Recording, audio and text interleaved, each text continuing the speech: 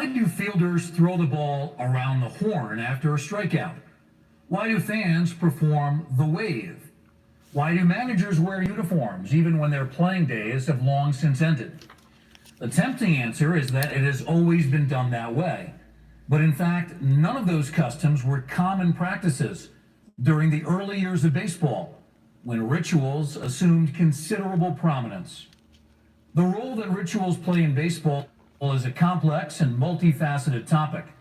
But when the game first achieved mass popularity in the mid-19th century, their function wasn't all that complicated. Many Americans of that era were profoundly skeptical of the notion that anything worthwhile could come of encouraging adults to chase a ball around. To be sure, they tolerated ball play during the formative years of early childhood, but in a nation that centered around family farms and a robust work ethic, as soon as they were capable of doing so, children were expected to stop pitching baseballs and start pitching hay. Placed on the defensive, baseball's proponents borrowed heavily from customs of chivalry to strengthen their case. In medieval times in Europe, a sharp distinction had existed between sporting activities that had the approval of the nobility and religious authorities and those that did not. A perfect example of the latter was a game known in England by a name that will sound familiar: football. But football was then spelled as two words. And although both the American game of football and the game that everyone else calls football, but Americans call soccer, are descended from that activity, it lacked many of the traits we now associate with sport. Typically played during Carnival and other holidays that saw societal rules relaxed or even abandoned, football did resemble a sport in a couple of particulars. It featured two opposing sides, and it made use of a large ball, with the ostensible object being to kick and otherwise project that ball across a predetermined line in the territory on the other side. The ball, however, often figured only loosely in the pell-mell action, much of which consisted of kicking or otherwise assaulting fellow players. With old grudges often being settled in this manner, games of football and similar sports such as shinty, napping, and camping, also known as camp ball, frequently ended with the participants bloodied and their clothes in tatters. Even bystanders were not necessarily safe, as they were liable to find themselves the target of bags of soot if they were unpopular, or even if they were unfortunate enough to be nattily attired. Understandably, members of respectable society took a dim view of these sports, so the activities that they did approve of were enveloped in the customs of chivalry. Violence and aggression were nonetheless conspicuous elements of the jousts and other sporting events that were staged at tournaments. But those competitions occurred only within carefully defined parameters. Chief among those restrictions was that, while anyone could watch the tournament, the participants had to be men of sufficient social standing to be considered gentlemen. These practices carried over to the early years of baseball. As discussed in greater detail in our class on amateurism, baseball prior to the 1870s was played by clubs, not teams, and considerable effort was put into differentiating the action from the gratuitous violence and chaos that characterized traditional sports like football, shinty, and contemporary ones like boxing and even horse racing. Toward that end, club names often reflected national pride, such as the Young America Club, the Liberty Club, the Eagle Club, the Bunker Hill Club, or the Union Club, or civic pride by choosing the name of a local landmark or symbol, such as the Potomac Club of Washington, D.C., or the Palmetto Club of Charleston, South Carolina. Alternatively, the club name might embody character traits that the members wish to be known for, such as the Rough and Ready Club, the Alert Club, or the Enterprise Club. The club uniform, colors, and logo were all selected with care, and keeping the uniform tidy was a point of great pride. Ribbons, belts, and other tokens of membership bore the club's name and logo, further serving to reinforce the feeling of belonging to something special. Such was also the case for club songs that were often sung by members as they traveled to and from the ballpark. Game day rituals reinforced the message of harmony. If the two clubs represented different communities, members of the host club would greet their guests at the train station and conduct them on a tour of the city's attractions. When it was time for the game, a ritual assumed a still more prominent role. The umpire was usually a local dignitary who might be seated in a comfortable chair beneath an umbrella and offered a choice of refreshing beverages. Special seats were reserved for female spectators, reflecting the belief that their presence would remind the participants that the outcome of the game was not the most important thing. At the close of play, the captain of the losing side presented the game ball to his counterpart on the victorious side. That ball, sometimes called a trophy ball,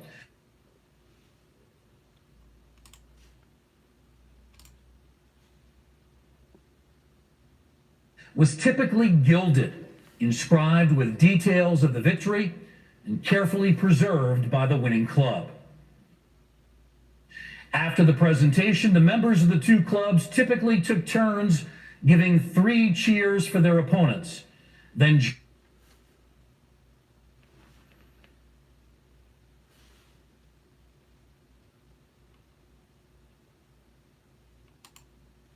joined together to give 3 more cheers for the umpire and perhaps even for the spectators. After Princeton students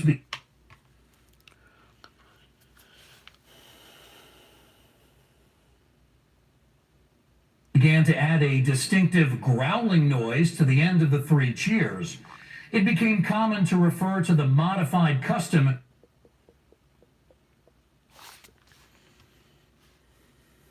as 3 cheers and a tiger. If time permitted, both clubs might then join together for food and drink, along with plenty of merriment. This is only a very brief summary of the many ritual elements that became closely associated with baseball during the 1850s and 1860s. But by now, the point should be clear. These customs were carefully chosen with a view to ensuring that the competition that took place did not cause either participants or onlookers to focus too much on the outcome. In 1867, sports writer Henry Chadwick declared that the model player in a baseball game took part solely for the pleasure it affords him, and a victory crowns his efforts in a contest, well and good, but should defeat ensue, he is equally willing to applaud the success obtained by his opponents. But of course, human nature has a habit of undermining noble ideals. Before the end of baseball's amateur era, a spirit of competitiveness became increasingly evident, sparking complaints that players were now destitute of all gentlemanly attributes. After the advent of open professionalism in 1869, the emphasis increasingly shifted toward results at the expense of the once cherished ritual elements. Even the traditional presentation of a trophy ball fell out of use after disgruntled losing sides began substituting weather-beaten old baseballs, making it difficult, if not impossible, to add an inscription.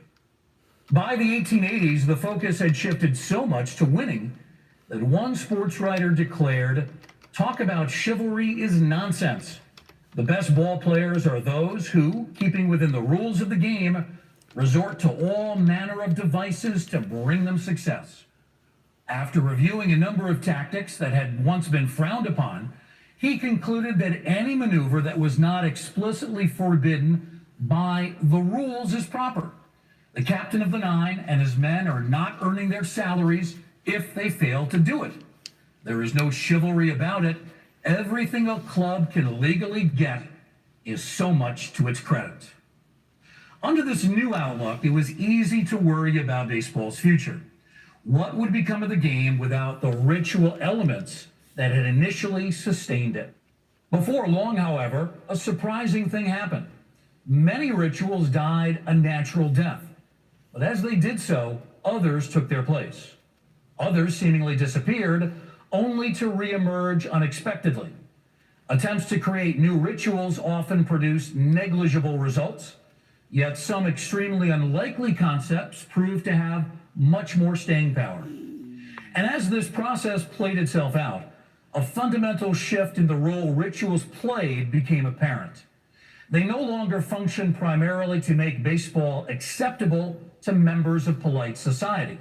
Instead, their purpose broadened in scope, and they came to serve to deepen the bonds of fans of all backgrounds to the national pastime. This greater inclusiveness was neatly captured by Mark Twain in his 1889 novel, A Connecticut Yankee in King Arthur's Court, in which Hartford factory manager Hank Morgan is transported back to 6th century England. Soon tiring of many of the feudal customs he finds, Morgan concocts a scheme to replace the tournament with something which might furnish an escape for the extra steam of the chivalry. This experiment was baseball. Befitting the expanded role that baseball had begun to play, some of these significant new rituals of the 1880s were introduced by the die-hard followers who became known as cranks and fans. Early in the 1886 season, for example, several hundred loyal New York Giants fans traveled to Philadelphia to watch their favorites take on the Phillies, bringing with them brand new brooms that they had tacked up behind their seats to symbolize the sweep that they hoped to witness. When the Phillies took 2 out of 3 games, the New York fans instead handed over the brooms to the Philadelphia players before leaving for home. In effect, the brooms had taken the place of the trophy ball, and a new ritual had been born. For the remainder of that season, many of the fans who made the trip to another city to watch the home team play brought brooms along with them.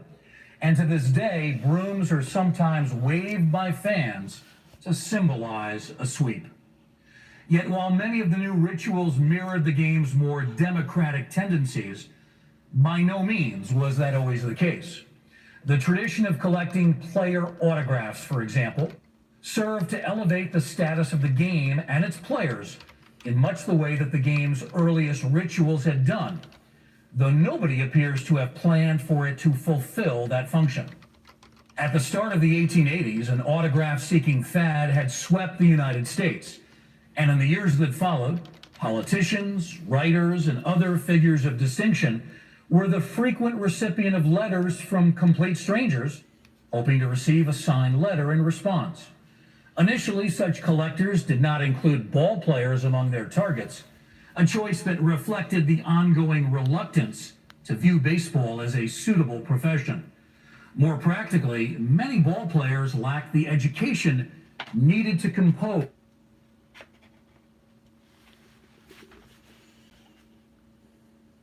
a suitable letter.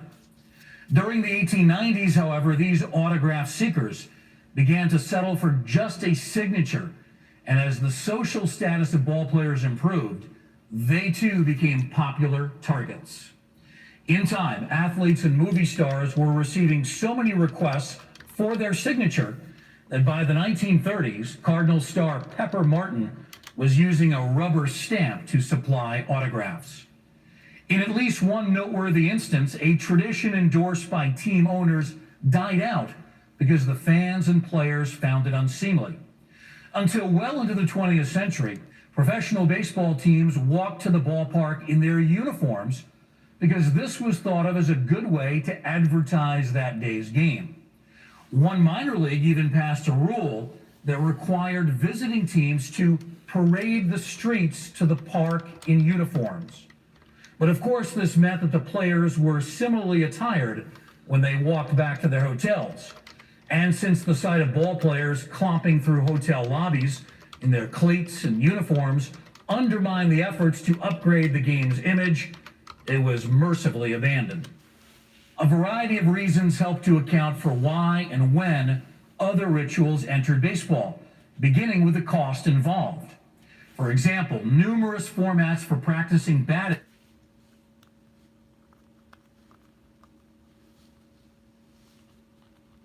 were experimented with during the 19th century. The clubs had to be mindful of the expense of lost baseballs. As a result, it was not until well into the 20th century that anything resembling the free swinging of today's batting practice emerged. Practical considerations could also prove decisive. The customs of purchasing a scorecard and keeping score, for instance, received a major boost by the absence of numbers from player uniforms until well into the 20th century. The old ballpark cry that you can't tell the players without a scorecard was almost literally true. The left and said, of course, was that even with a scorecard, it was still mighty difficult to do so.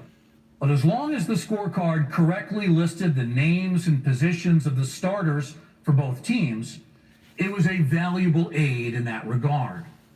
The enduring ritual of the seventh inning stretch also owes much to practical necessity. When the pioneering Red Stocking Club of Cincinnati visited California in 1869, one of the promoters arranged for a 10-minute intermission following the sixth inning in hopes of increasing concession revenue. There was a mild backlash against the ploy, which one reporter denounced as a dodge to advertise and have the crowd patronize the bar. Yet spectators were grateful for the occasional opportunity to stretch their legs and perhaps walk about and use the restrooms. So before long, the seventh inning stretch became a custom. Technology, too, could be the impetus for a ritual.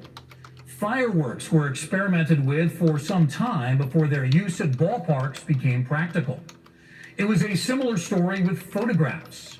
During baseball's earliest years, woodcuts, daguerreotypes, ambrotypes, and salt prints were used to capture images of ball players. It was not until the 1860s, however, that technological advances made it possible to regularly take photographs of baseball players. Those breakthroughs initially spawned cartes de visite, which were akin to illustrated business cards, and soon made possible the beloved baseball card. Rule changes could also play a crucial role. For instance, it was once customary for non-playing managers to wear street clothes. Even after a rule prohibited anyone from stepping on the playing field, unless in uniform, a number of managers continued to sit in the dugout dressed in a suit and tie. But eventually, most non-playing managers concluded that it was too inconvenient to be barred from going on the field to act as a coach or converse with the umpire. So it became customary for even these men to wear uniforms. Connie Mack, who first began managing in the mid-1890s, continued wearing his signature high collar and tie while piloting his Philadelphia Athletics until he retired after the 1950 season at the age of 87. And of course, there are more than a few rituals that are difficult to satisfactorily account for. The customs of tipping the cap to acknowledge the crowd and throwing the ball around the horn after an out are two of the more noteworthy examples of customs whose origins appear to be lost in the mists of time. One by one, then, baseball's rituals began to emerge during the late 19th and early 20th centuries. Their tales so varied that it is tempting to say that there is no unifying theme. Yet that in itself is significant. As we have seen in the 1850s and 60s, rituals entered baseball as part of an agenda designed to ensure that it remained within socially acceptable bounds. By the 1880s, however, rituals were entering the game in a haphazard fashion, whenever they were deemed worthwhile or fun. And they caught on not because they suited any particular agenda, but because they captured the imagination of the fans. There is no better indication of the inherent capriciousness of that process than the frequency with which a ritual entered the baseball scene, then apparently disappeared,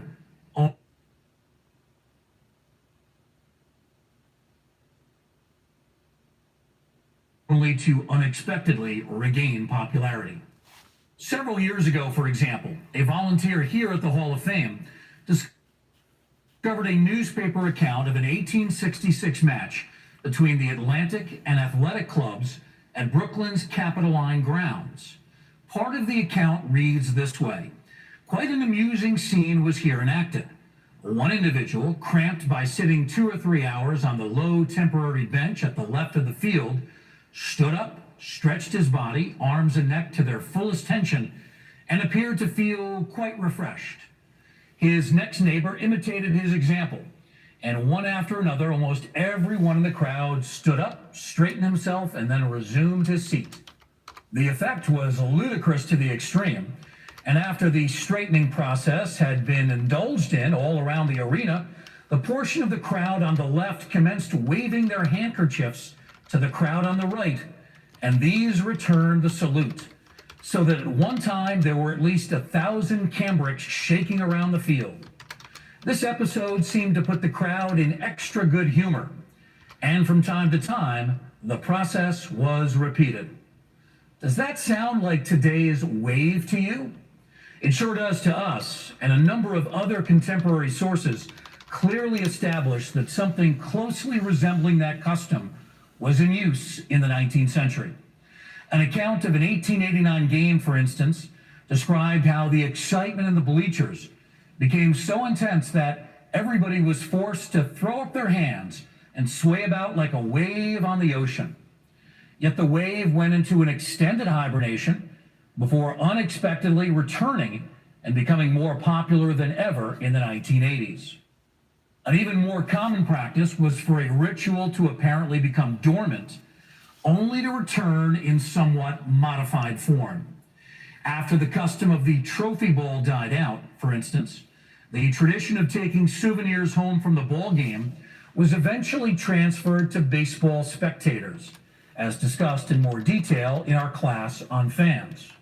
Similarly, clubs eventually ceased to write and sing their own club songs, but music also became the preserve of the fans, most notably in the case of Take Me Out to the Ball Game, which was an immediate hit when first released in 1908, but which was given new life in the 1970s when broadcaster Harry Carey began the tradition of singing it during the 7th inning stretch.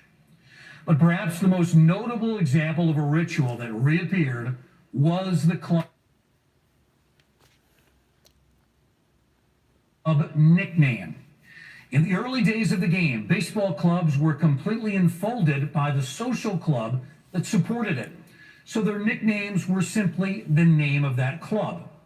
Thus, baseball clubs that shared the same locale were easily differentiated by their club names rather than city names. This practice, however, soon fell into disrepute because nicknames became closely associated with gang culture in late 19th century American cities. The most obvious reason for the use of street names in these underworld environments was to make it more difficult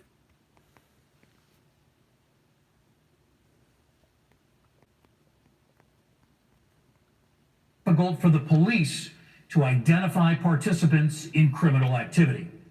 More subtly, nicknames serve to confer a sense of identity and belonging upon some of the most marginalized members of society. As a rule, observed urban reformer and settlement houseworker Helen Campbell, street children were known by nicknames and nothing else. And in speaking of one another, they generally do so by names that indicate some personal peculiarity or characteristic. Whatever the reason for their adoption, their use could have a corrosive effect. Sports such as boxing and running were tarnished by the prevalence of nicknames, and they struggled to recover. As a result, when the National League made nicknames unnecessary by granting exclusive franchise rights, thereby ensuring that no two clubs would call the same city home, there was every reason to believe that the use of such nicknames would die out entirely. With the aim of ensuring a wholesome image, the National League even added a stipulation to its constitution that prohibited nicknames. When the American Association emerged as a rival in 1882, however, its leaders believed that team nicknames still had considerable public appeal. So the ban on nicknames was one of the National League policies that were denounced as arrogant and tyrannical, and several American Association teams became known primarily by a nickname. Additionally, by embracing nicknames for association clubs that played in cities that were already homes to established league clubs, the newcomers easily differentiated themselves from their rivals. Time proved that the American Association's instincts were right.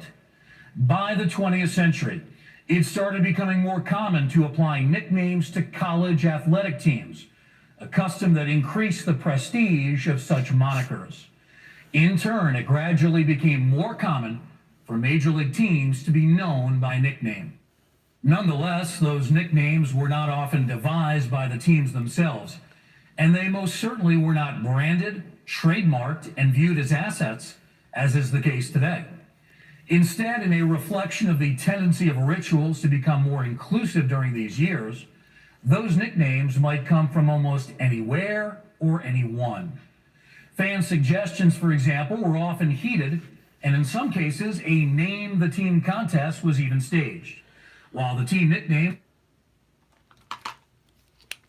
was liable to change at any moment. An excellent example is Chicago's National League team, long known as the White Stockings. But when player manager Cap Anson began a youth movement in the 1890s, it became common to refer to him as Pop Anson and the team of youngsters as the Colts.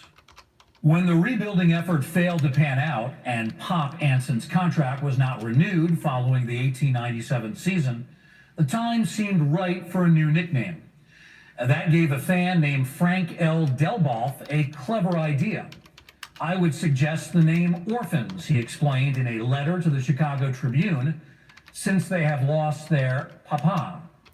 The name of Orphans caught on and remained in use for several years, though it had no formal status, and some locals continued to call the team the Colts. Before long, both names began to seem outmoded, and the need for a replacement became increasingly apparent. A return to the team's old nickname was not an option, as the city's new American League team had appropriated the old nickname, shortening it to White Sox. For the first few years of the 20th century, the team was known by a variety of names, but none of them predominated. Newspaper editors, in need of something short enough to be suitable for the constraints of their headlines, began to refer to the team as the Cubs, and that name caught on. For several years, that too remained only an informal nickname, but eventually the baseball owners realized that nicknames were there to stay, and teams began to accord them official recognition. The order, however, should not be forgotten. Only after the concept of nicknames had been embraced by the American public did the owners belatedly acknowledge them. And that in turn tells us something important about the role of ritual in baseball. In the game's early days, rituals were deliberately created with the aim of moral uplift. But after baseball had become firmly established as the national pastime, ritual began to play a very different function. By deepening the intensity that devotees felt toward the game and their team, and by broadening the base of baseball fandom.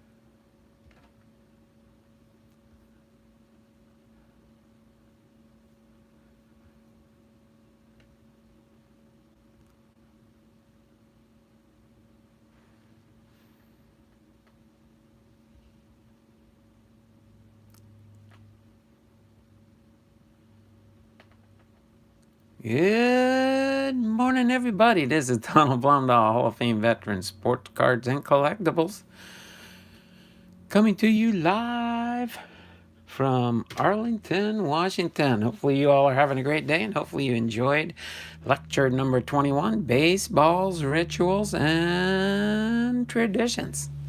We're going to follow it up with a family mail call package from Ethan's Elvis Covers and More from his last stream. His last sale last year, it was made by AMT. Let me see what I missed in the chat here in the last few rounds here. He just mentioned the white stockings. I'm offended.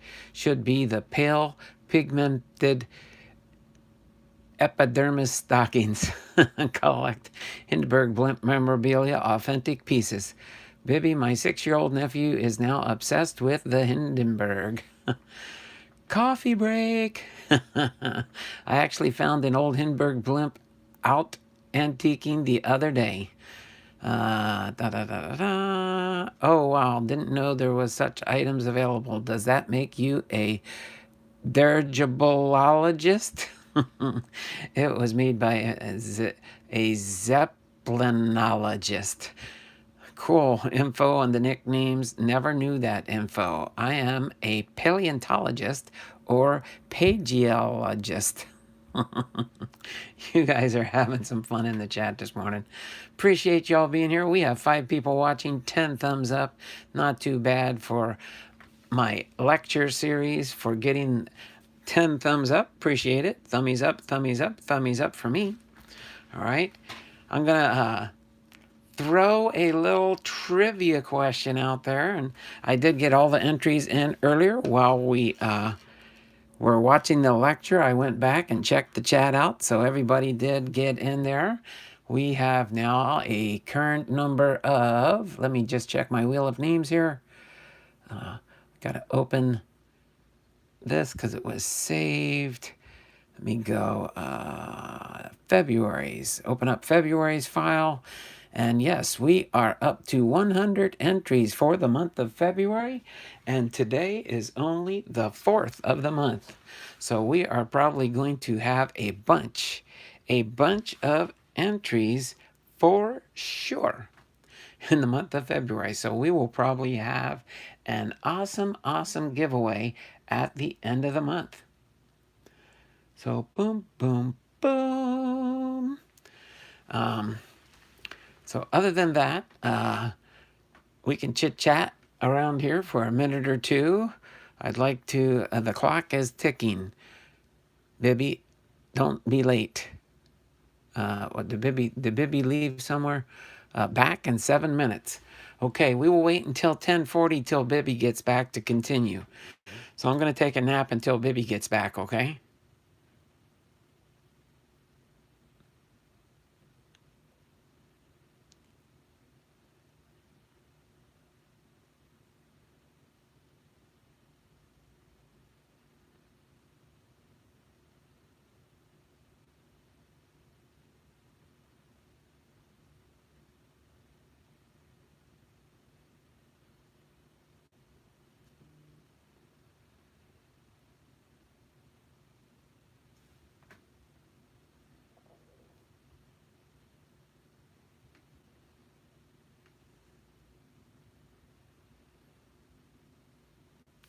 Okay, I just wanted to make sure you guys were still here. I'm not going to take a nap. I just was waiting to see if somebody would text something in here, and Kevin did.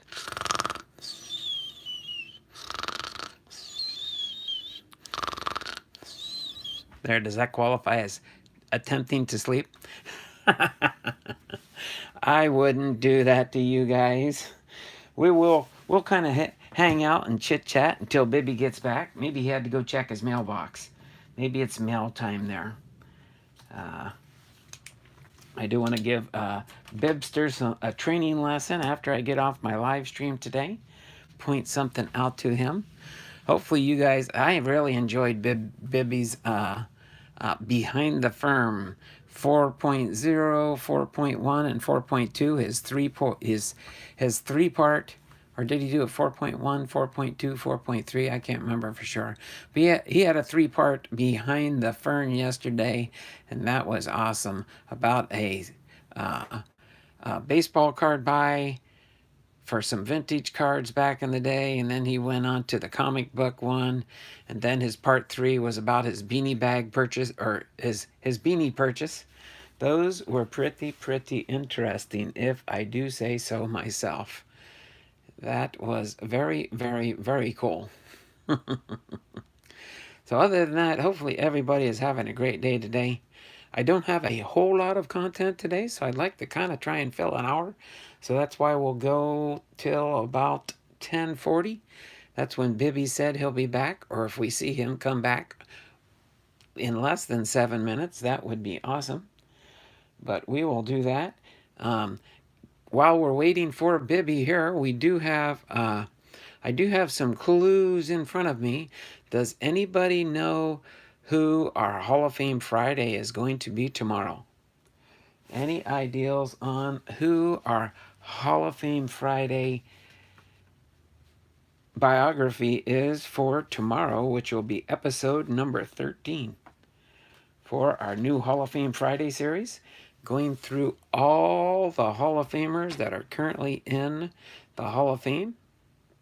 There is a great show on Hulu called Derek Del Gaudio On and Off Itself.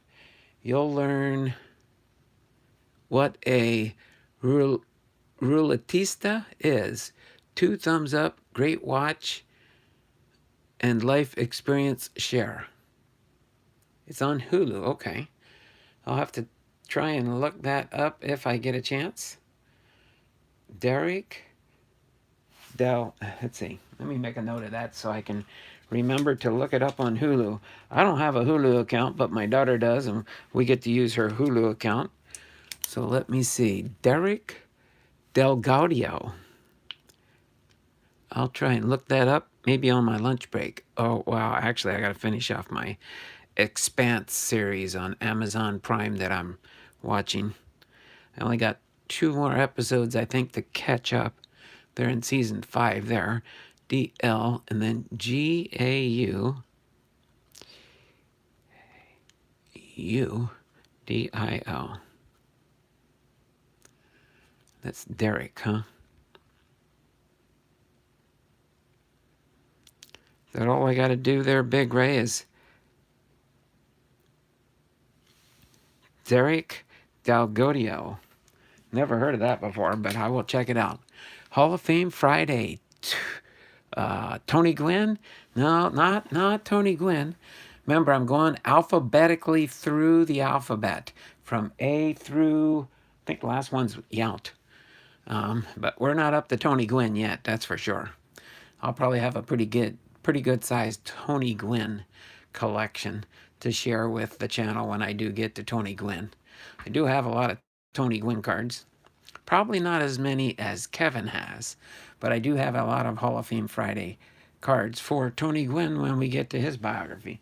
Excuse me. We got 2 more minutes before Bipster gets back. If anybody can guess, the clues are right in front of you on the stream. Whoever types it in the chat first will get a free entry into the February giveaway. If you can figure out who our Hall of Fame Friday baseball player biography is for tomorrow. Big Ray's ball cards and auctions. Unfortunately, it's not Tony Gwynn yet. We're in the B's. I'll give you a clue. We're in the B's for the last names starting with B's. We've got 1039 or until the Bipster gets back. Blaine? No Blaine. Baines? No, we did Baines. Let's see. We did Baines last week.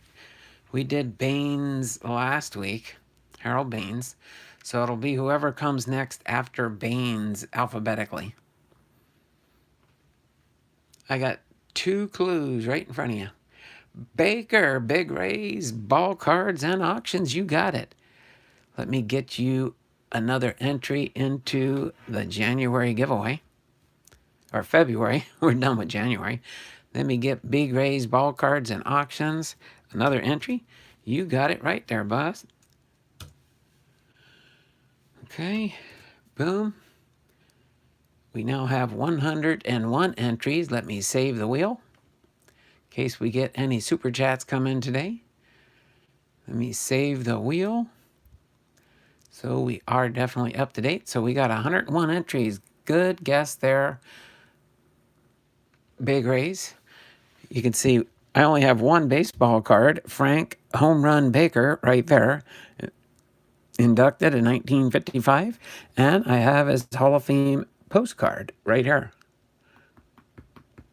Thank you, Donald. Gracious. Oh, no problem. Every once in a while, I throw out trivia questions for free entries, and it can be at unknown points in the stream.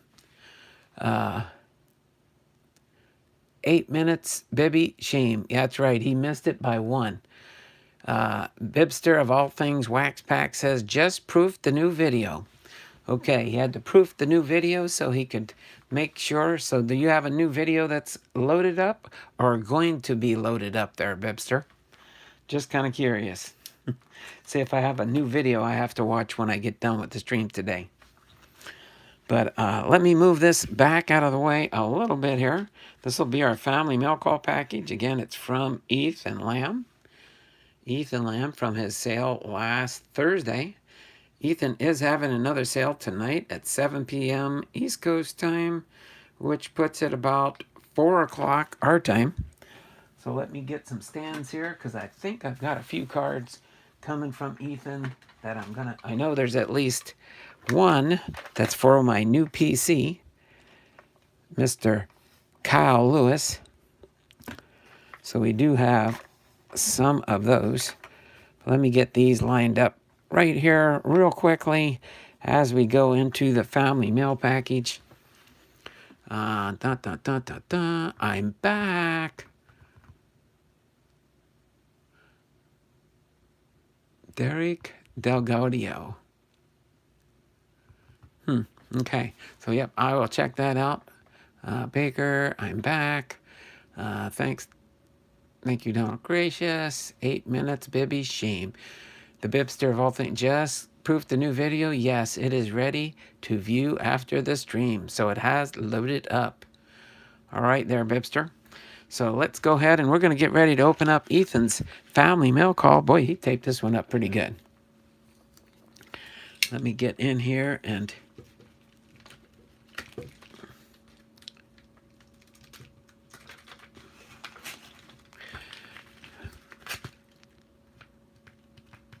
Okay, what do we got here, Ethan?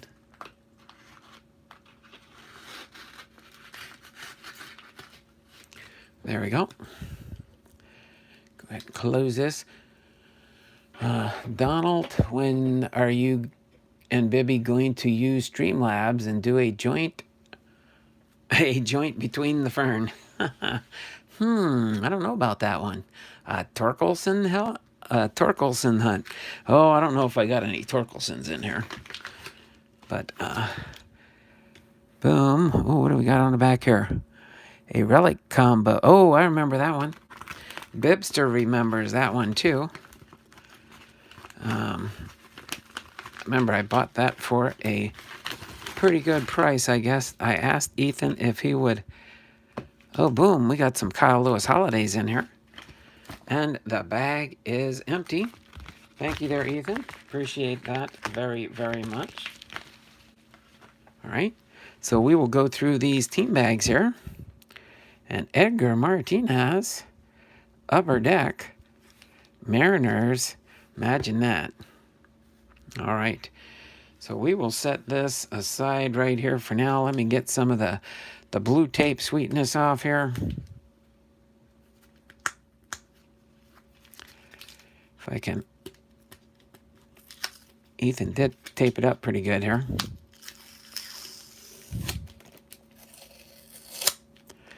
There we go. I like that Edgar Martinez for sure. Anytime I get me a Seattle Mariner Hall of Famer, that is a special day for sure.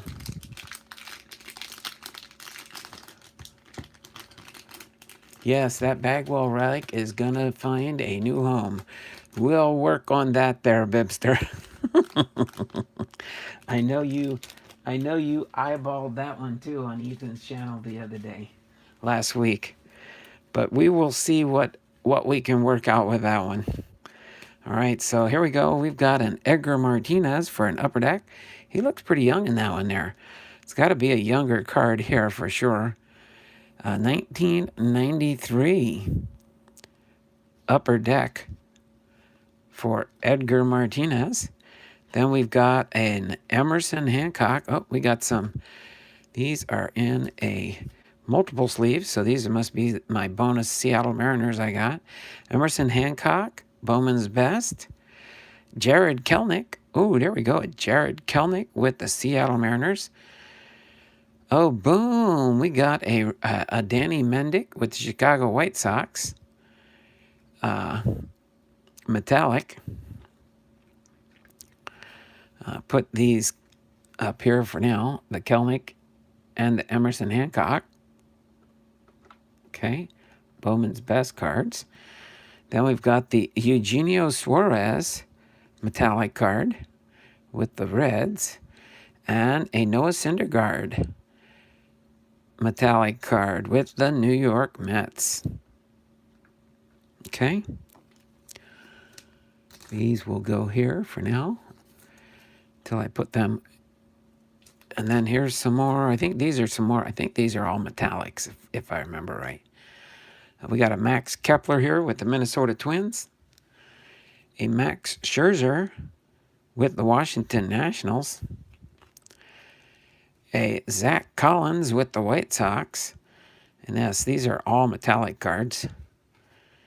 A Keon Wong with the San Francisco Giants, rookie card. A Griffin Canning with the California Angels. And an Aaron Judge. Aaron Judge with the New York Yankees.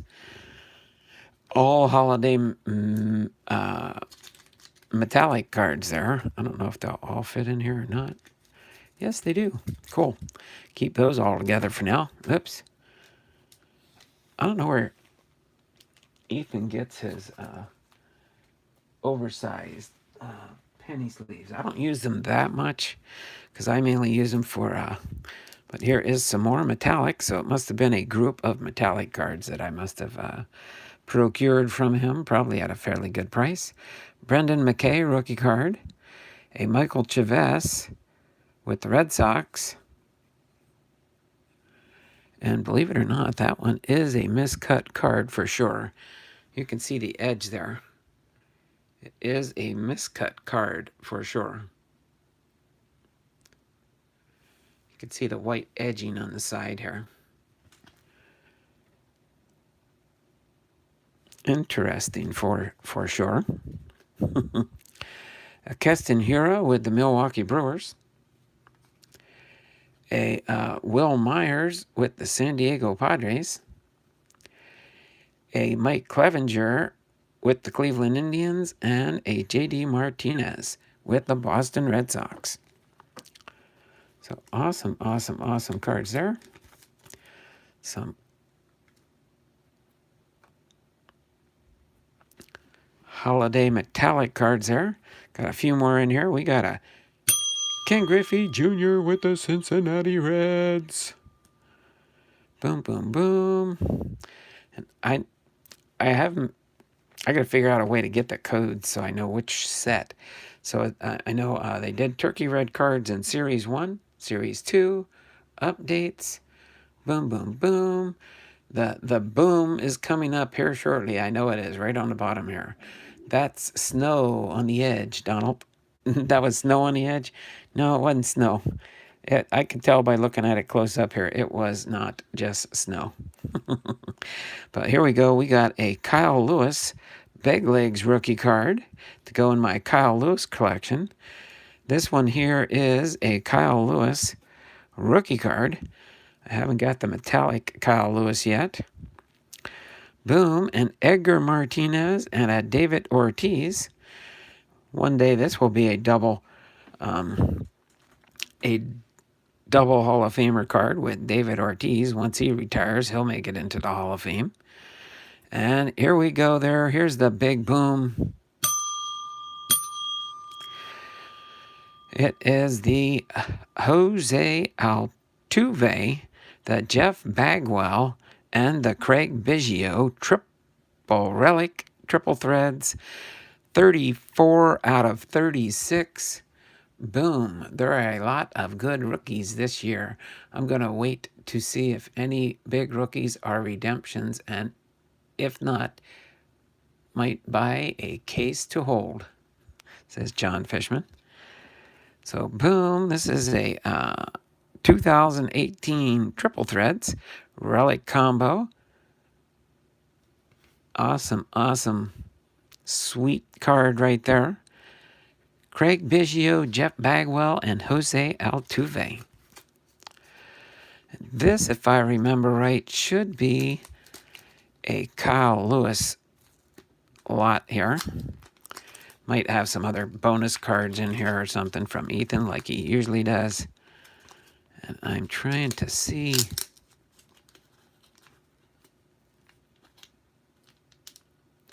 What the? I don't know what Ethan did here. It's kind of like a combination of tape. I don't know how he did this one. Tape slash... Oh, I see what he did. He stuck the tape over the team bag. That kind of caused the double stickiness there. The double stickiness, probably because the stickiness is wore out on this reused team bag. But nonetheless, still team bagged up for sweetness here. Let's go through these really quick here. So I've got 2 Kyle Lewis's there, of which I think I might have both of those, but these ones right here, the Bowman's Best Kyle Lewis. Oh, that's right. Here's my Kyle Lewis Metallic. I do have the Kyle Lewis Metallic here. All right, and then I've got this one here, and Alex Rodriguez with the Seattle Mariners. His first home run, June 12th, 1995. That's an awesome card there. Oh, wait a minute. Okay, I see what he did. I was like, I thought there was a different card in there, but he just taped the top to hold it in there. Alex Rodriguez, first home run medallion with the Seattle Mariners. Okay. And then we've got a few more of these. I think this was a group of these that I got. There's a Kyle Lewis rookie card, along with the Kyle Lewis Metallic. So that is nice. You can see them side by side. You can see the difference in the two. If I hold them at the right angle, maybe you can see the metallic look. Of course, they look much better in person when you're looking and seeing the light reflect off of them. But still awesome nonetheless there for the Kyle Lewis's. And then, of course, I got these. So that one's a refractor, that one's a base, that one's a base, and that one's a base. So I got the refractor and 3 bases for the Bowman's Best. So awesome Kyle Lewis's to add to my PC. Ethan's Elvis covers and more's in the house.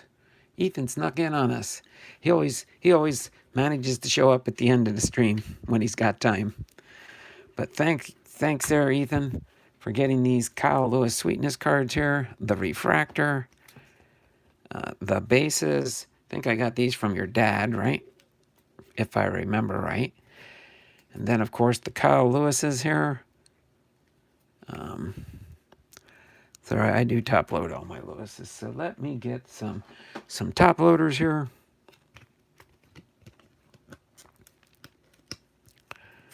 This is a base. So a couple bases there for those. Let me get 2 top loaders here. I do the same thing when I ship things. I don't put everything in top loaders. But all my Kyle Lewis collection is all top loaded. So let me get these in here really quick. So I got the bases there.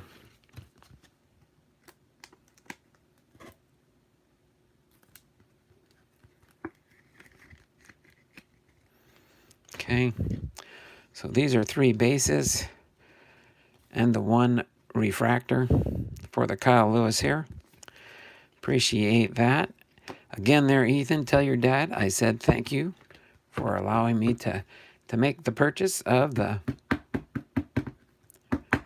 Kyle Lewis's, the metallic, and the 2 bases for the holiday. I got a bunch of holidays now for my Lewis's in my collection. me put that one on top there. And then I need a top loader for the big league. The big league will get top loaded too. And I think the only other two I got to do is sleeve up the Jared Kelnick.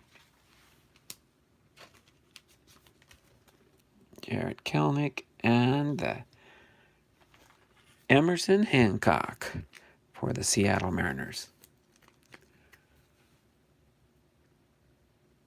Don't do it, John. I was thinking it. Let's see. Hey, Ethan. Just made it home. You're welcome. Yes. Hello, everyone. Hi, Ethan. Ethan, Bibby, and I were just talking about you when you appeared. Kind of like Beetlejuice. Torkelson hunt for me the year my new PC. That's awesome. Laugh out loud. Reindeer. Don't do it, John. Laugh out loud. I was thinking it. Ethan made a comment about how you said Manny was everyone's favorite player, and then you appeared. I have Torque's first Bowman sitting in front of me, says Bibby. Spencer. No, it didn't work. Was hoping Beetlejuice effect. All right. So let me squeeze these up just a hair here. Get them in the screen here. I can see them in the background. But do like this one here, Ethan. This one is an awesome one here. Let's see. I'm going to put M there. I'm going to put the triple thread relic for that Craig Biggio, Jeff Bagwell, and Jose Altuve. Going to put that one right there, along with the Alex Rodriguez first home run, June 12th, 1995. It's going to go right there. And let's see. Let me do any shout outs for people here. Ethan's Elvis Covers and More is having a sale this afternoon. What time's your sale again there, Ethan? Just kind of curious. Nice big pappy there. Yep. This one here. Yep, I do like that one too. I like the Edgar Martinez there. The Edgar Martinez here. The Ken Griffey Jr. So awesome mail call package there, along with the metallic cards. I bought those from Ethan also. So, and boom, 710. So that makes it 410 on the Pacific Coast for us there, Kevin. That's when Ethan's sale will be. There we go. Yes, thanks, Kevin. 410 Pacific time, 710 East Coast time.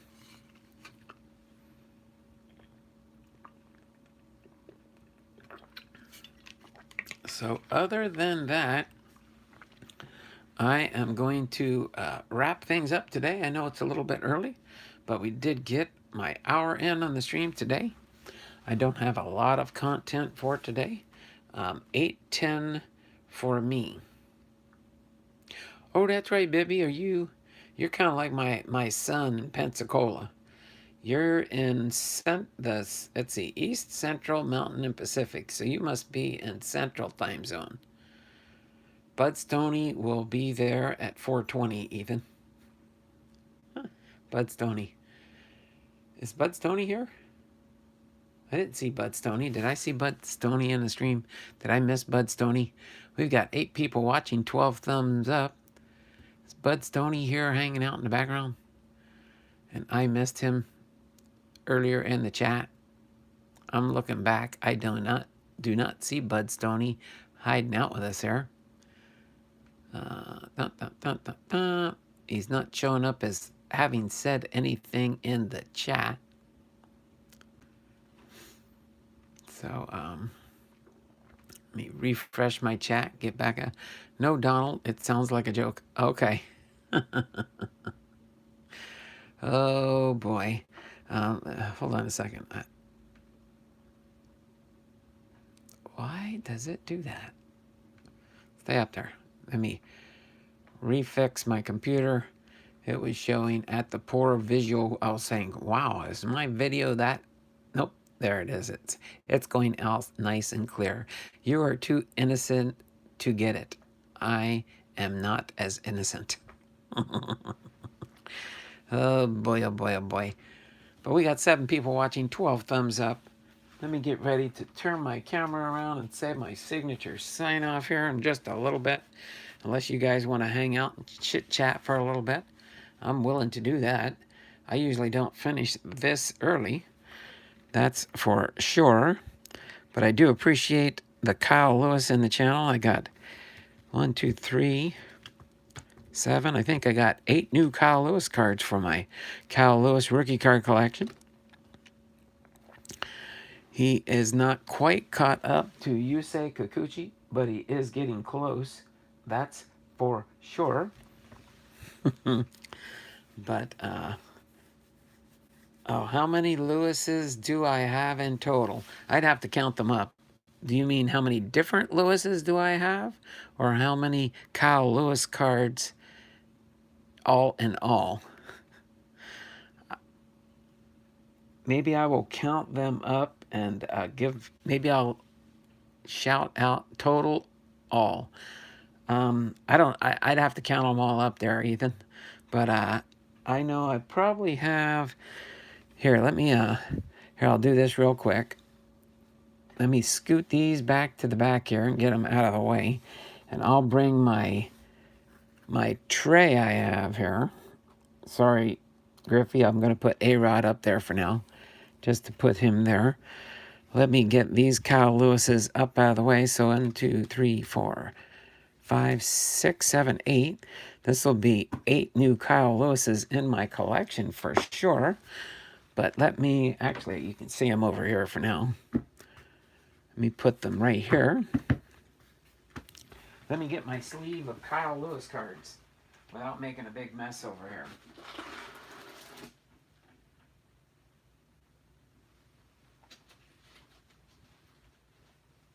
Okay. Let me get my sleeve of my box of Kyle Lewis cards here. It includes the medallion cards and things like that of that nature, but this is my Kyle Lewis collection of cards in the box here, along with these new ones right here. Okay, these are the ones that Ethan sent me today. So these are my Kyle Lewises that I have. Hopefully you guys can see them in the background. Sad to hear Tony Bennett has Alzheimer's. Saw him live in 2016, one of the greatest performers of all time. I saw when he was 90 and his voice stronger than about 90% young artists nowadays. Okay, so there you go. You can see my, this is my Kyle Lewis collection of cards. So if you want, I can take a minute and just count them all up right now. I put them in order by card number. I put them in order by card number. So we got 8 there. So what do we got? 9, 10, 11, 12, 13, 14, 15, 16, 17, 18, 19, 20, 21, 22, 23, 24, 25, 26, 27, 28, 29, 30, 31, 32, 34, 36, 39, 40, 41, 40, 45, 46, 40, 39,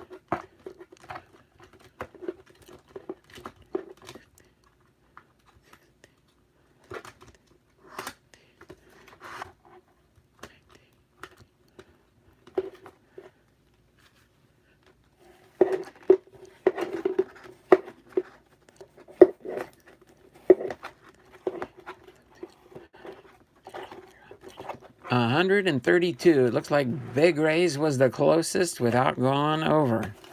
132.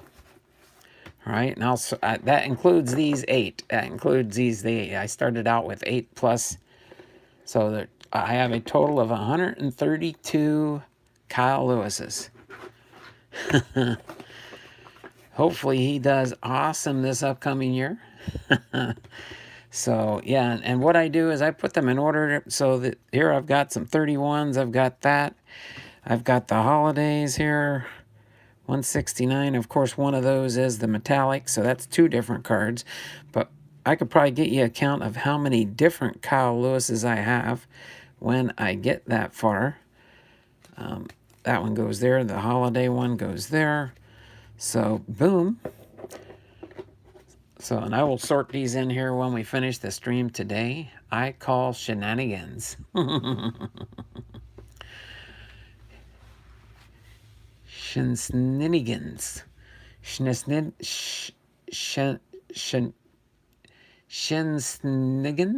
Laugh out loud.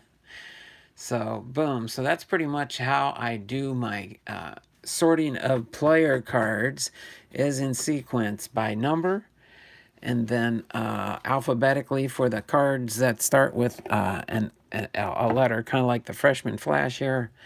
So these, let me see if I can find, so that's 249, 391, and then these ones start with the letters. So these are all numerical order here. And then these are ones that come in alphabetical order here for card number. Like this one here is a BDC 154 refractor.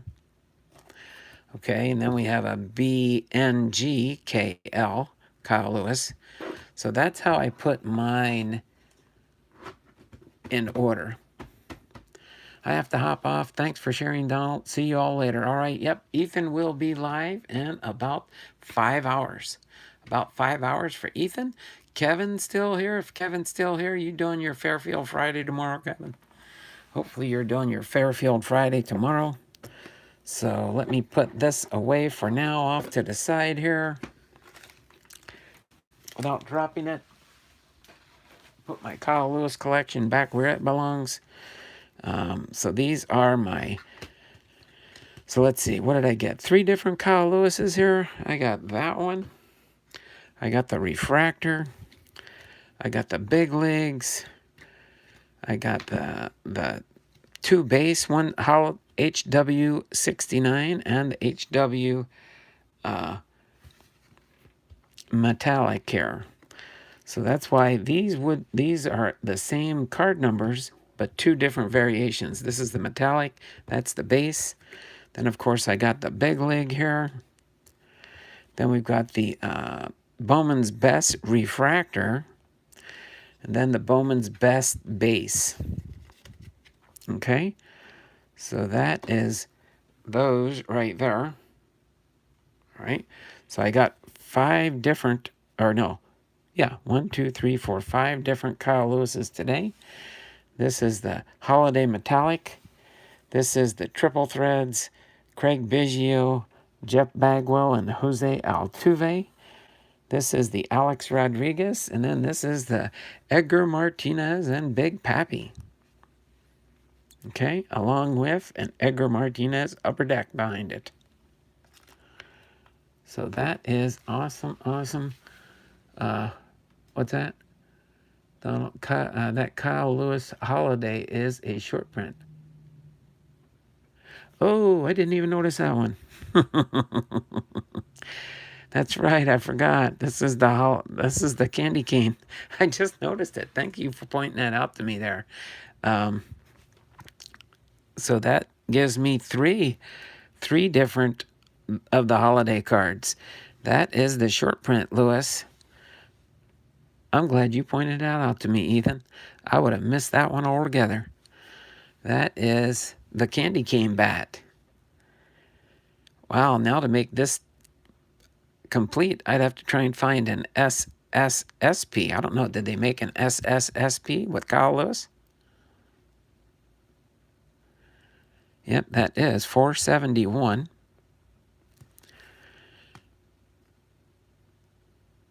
this is a 465, and this is a 465.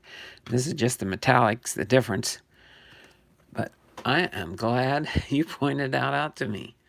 I spaced that one totally out, didn't I? Oh, I even like the bat knob. It's like a little peppermint along with the candy cane. That is an awesome card. I did not even notice that, Ethan. Thanks for pointing that out to me. So yes, now it is,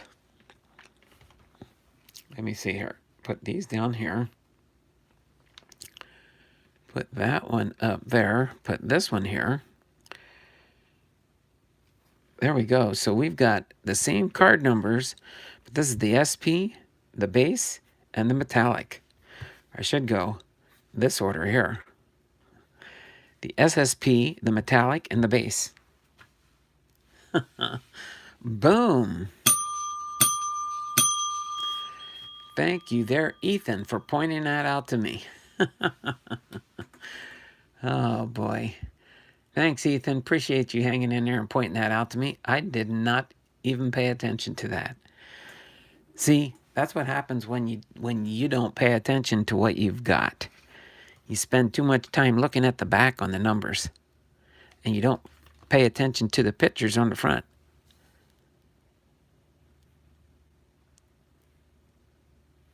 That is awesome.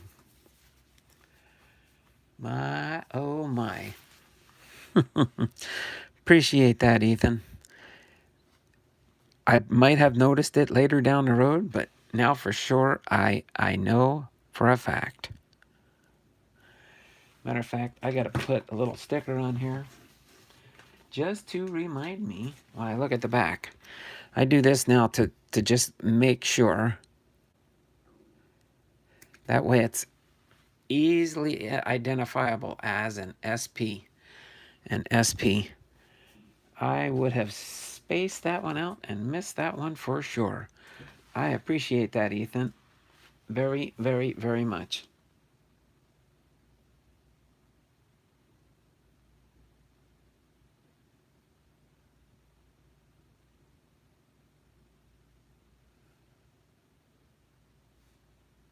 Give me 1 second, please.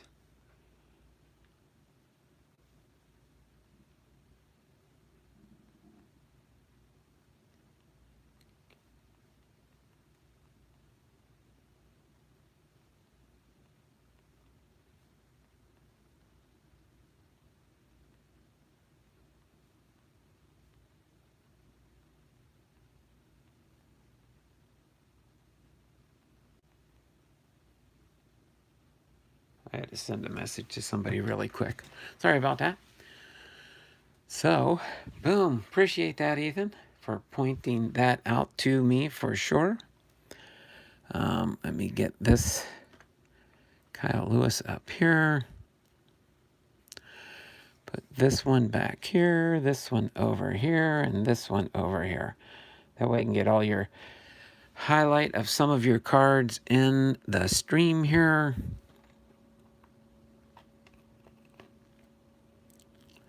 All right. Let me get this here a little bit. Get Ken Griffey Jr. up there. These are all just metallics. So I appreciate that, Ethan. Appreciate you being here. We got 5 people watching. 10 thumbs up.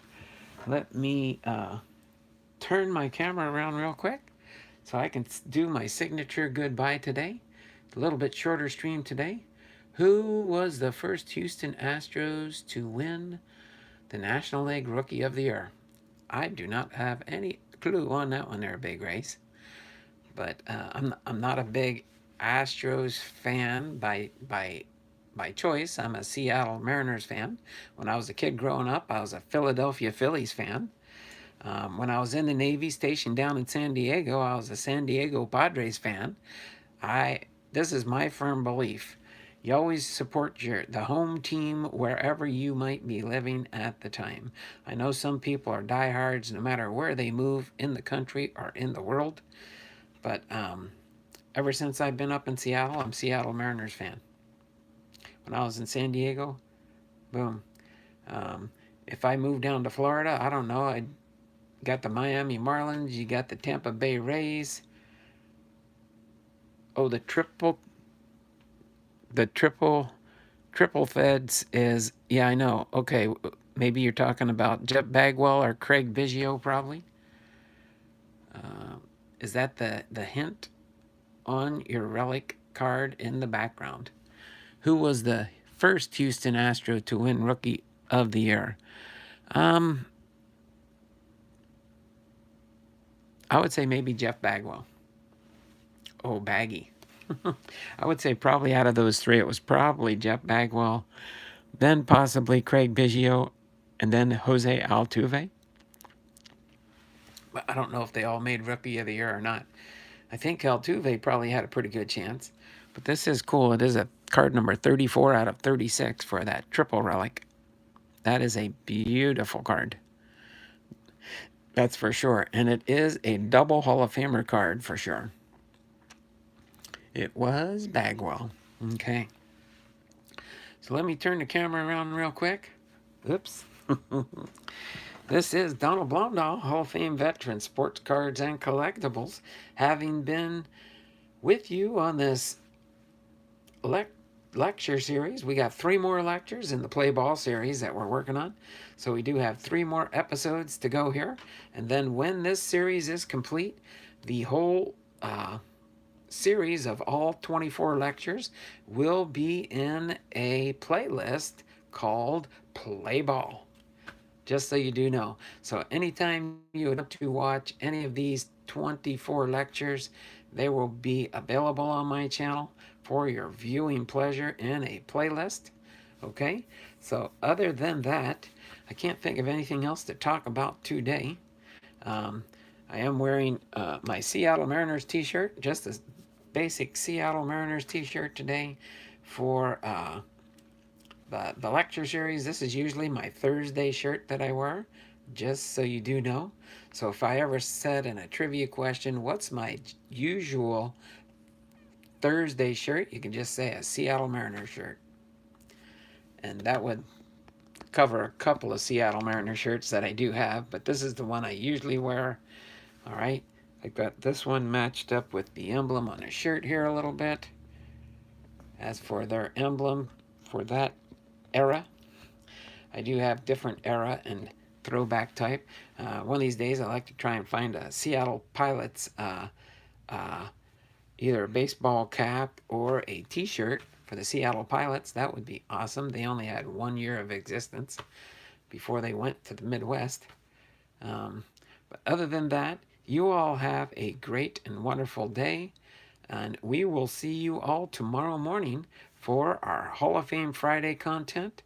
And I will see, hopefully, maybe, I don't expect any new family mail call packages coming in, to the best of my knowledge. But we will have another episode of Searching for Gems, a little bit different than what we did on the first 9 episodes. This episode 10 will be a little bit of a different type of stream, but we will have 4 different boxes that we'll be going through, pulling out the Hall of Famers and searching for some rookie cards, okay, and or star players. So other than that, you all have a great and wonderful day, and we will see you all around the channel. I'm going to turn the camera around, turn on the bubbles, and text a little bit in the chat with you before I do sign off. So you all take care, have a wonderful and blessed day, and we will see you possibly at Ethan's sale. If not, we'll see you tomorrow morning at 10 a.m. sharp for our Hall of Fame Friday video series. Bye for now. Take care.